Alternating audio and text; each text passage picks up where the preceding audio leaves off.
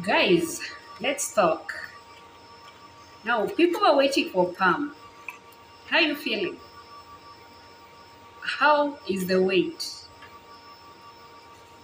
Okay, Perm, you really need to be patient. You really need to be patient. It is where your patience is tested.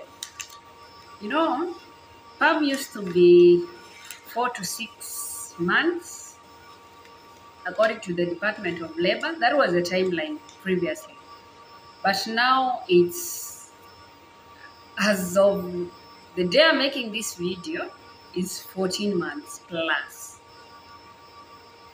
So right now I'm in a Telegram group that people who applied in January 2023 are being Perm certified right now. And this is February, end of February 2023. So those are more than 13 months, actually close to 14 months. I know this is the most sickening, this is the most heartbreaking stage. This is the stage where depression sets in. You wonder what to do. You wonder whether to go back to school or to give birth for ladies, or to switch to a totally different thing. There's always that wonder.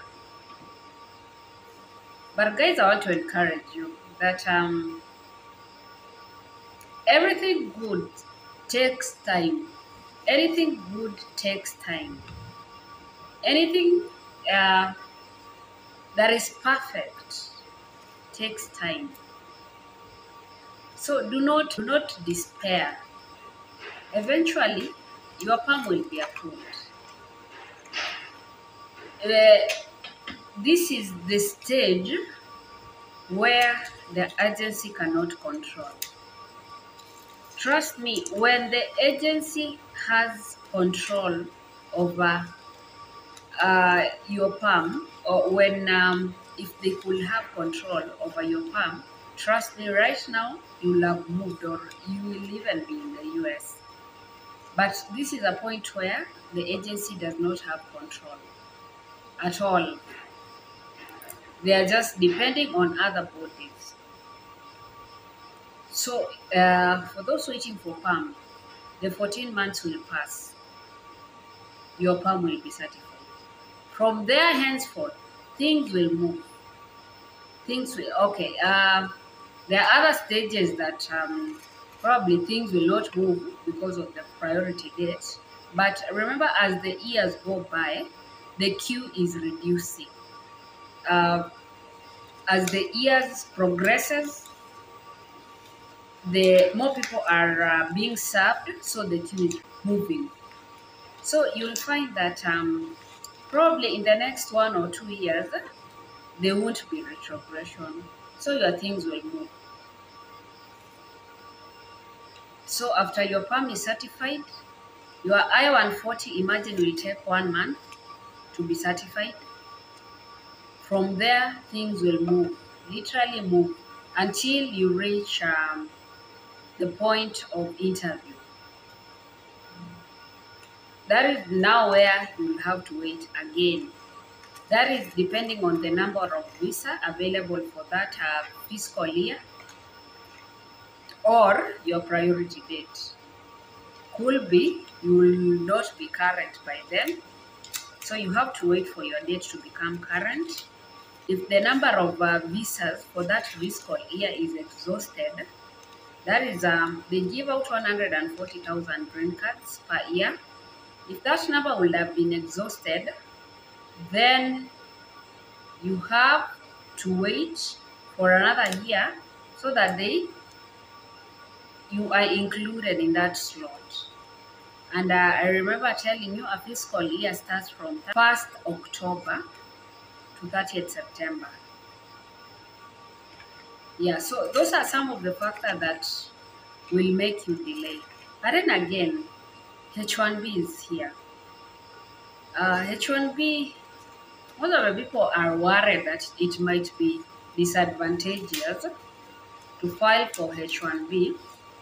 But really, what do you have to lose? What do you have to lose? If it's your family, they will join later. And by the time they join, probably your I-140 will have been approved and your spouse will be able to work. So actually, ideally, you have nothing to lose. You just pray and hope that you will win H1B. If not, just pray and hope that things move, Perm move, or the people who are lining up and waiting for embassy interviews, the priority dates to become current, or the number of visas available to be a lot. Yeah. So guys, people are there. People are like you. People were worried. I personally was there. I reached a point of I didn't know what I'll do or what I'll go and I'll do next. Will I go for higher education? Will I expand my family? I don't know. It was a really depressing period. But finally, the Perm was certified. And I thank God for that. Not all Perms that are applied are certified. That's another thing. Some are denied. So the fact that you are maybe with a known agency does not guarantee you that your Perm will be certified.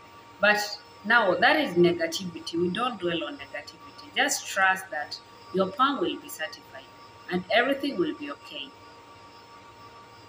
And hope that very soon you will be there. There is a write-up I saw somewhere that they are considering giving spouses of H1B, that is H4, work authorization. So if that is true, then applying for H1B, you won't have anything to lose actually, because if that is at all true, your spouse will be allowed to work. So that will be two income.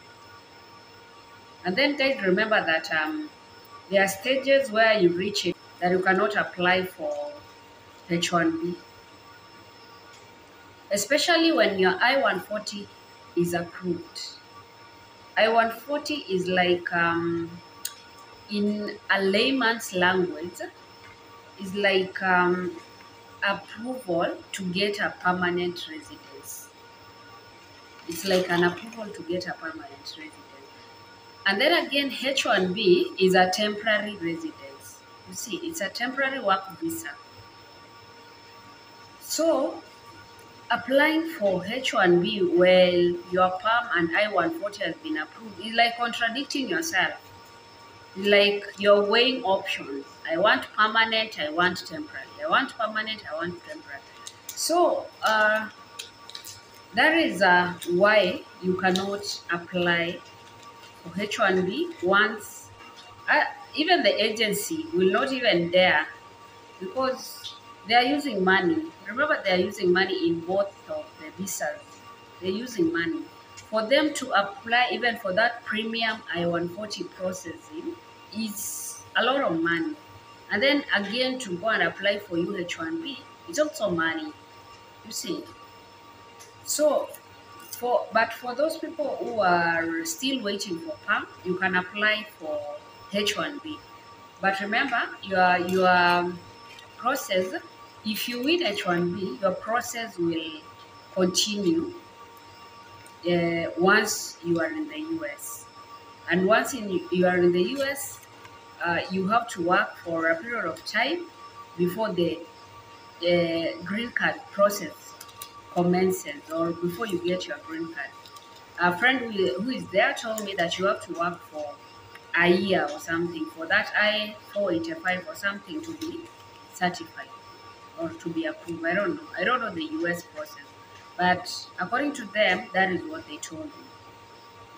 Yeah, so ideally, you don't have anything to lose. It's all about patience. Patience is a virtue here. This is where you are tested.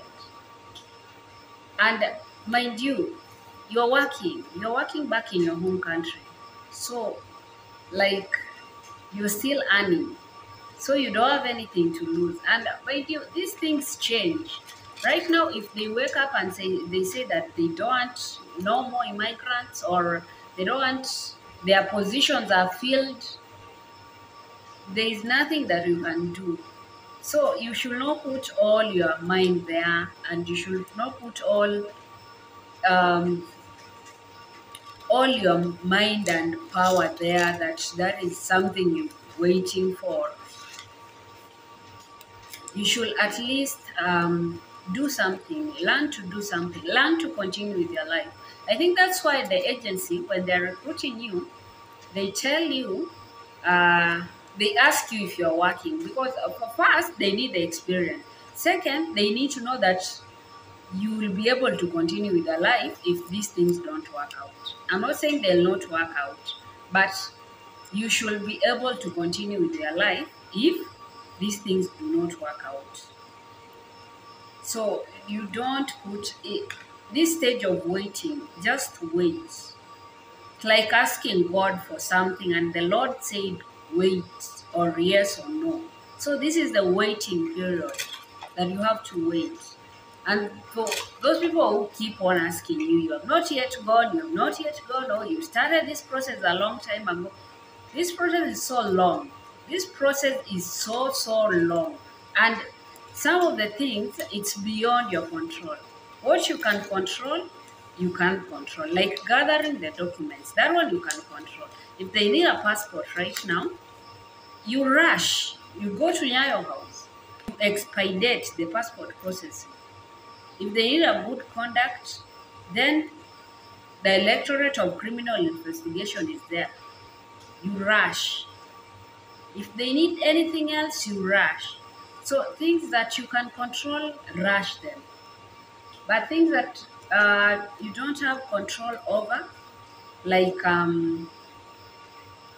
the process, the Perm processing, or the NVC processing and all that, that one you just have to pray and wait. Eventually, things will